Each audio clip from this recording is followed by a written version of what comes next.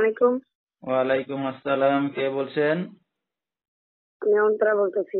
অন্তরা, কেমন আছেন আপনি? ভালো আছেন? জি আলহামদুলিল্লাহ ভালো আছি। আপনি ভালো আছেন?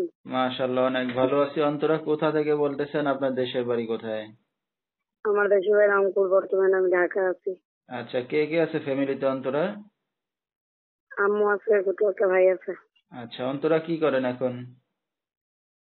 এখন বর্তমান টুকটাক কাজ করি।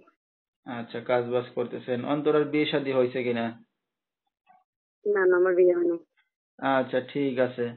তো দর্শক, শুনতে থাকুন আজকে অন্তরার জীবনের গল্পগুলো। ধৈর্য সহকারে ফুল ভিডিওটি দেখলে মোবাইল নাম্বার পেয়ে যাবেন, সরাসরি যোগাযোগ করতে পারবেন অন্তরার সাথে। তো অন্তরা, আপনার বাবা কোথায়?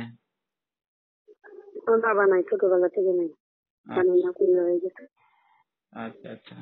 তো আপনার মার সাথে ছাড়াছাড়ি হয়ে চলে গেছে, না এমনি কোনো খোঁজ খবর নাই? এখন আমি ছোটবেলা থেকে দেখিনি, জানি না আমার ব্যাপারে। আচ্ছা, ঠিক আছে। তো আপনার মা কি করে এখন? আমার মা বর্তমানে অসুস্থ, তো বাসায় থাকে। আচ্ছা। তো অন্তরার দেশের বাড়িতে জায়গা সম্পত্তি আছে কিছু?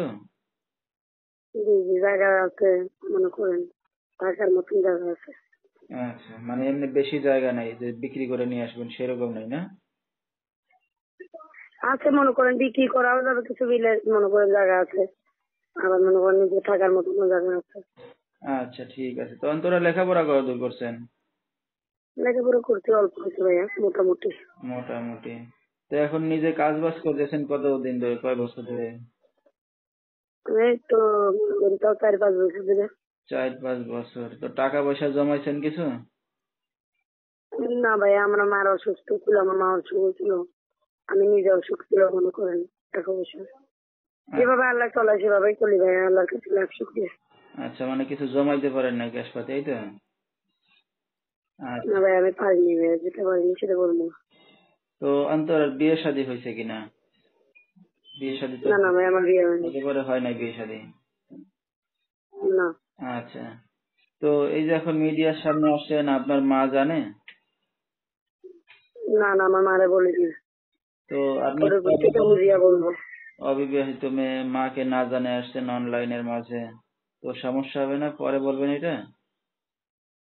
পরবর্তীতে মনে করেন মাকে বলবো, বইলা বুঝাম। আচ্ছা, ঠিক আছে। তো অন্তরা এখন মিডিয়ার সামনে আসছেন কি উদ্দেশ্য করে? বলছি ভাই, একটা দায়িত্বহীন মানুষ, যে আমার দুঃখের সাথে একটা পাশে দাঁড়াবার মতন একটা মানুষ, আমি সেরকম একটা মানুষ চাই। আচ্ছা, পাশে দাঁড়ানোর মতো মানুষ পাইলে কি করবেন এখন?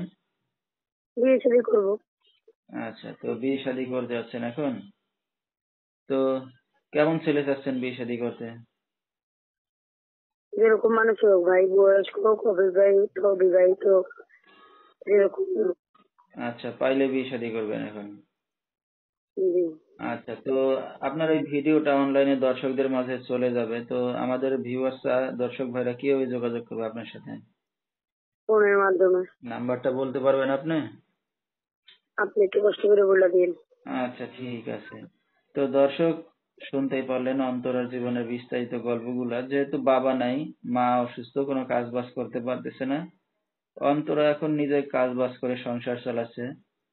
আর একটা বিবাহিত লায়কের মেয়ে, তো যেহেতু বিয়ে শাদী এখনো হয় নাই, চাচ্ছে ভালো একটা মনের মানুষ। তো কেউ যদি তার পাশে এসে দাঁড়াতে চান বা দায়িত্ব নিতে চান, সরাসরি এই নাম্বারে যোগাযোগ করলে অন্তরাকে পেয়ে যাবেন।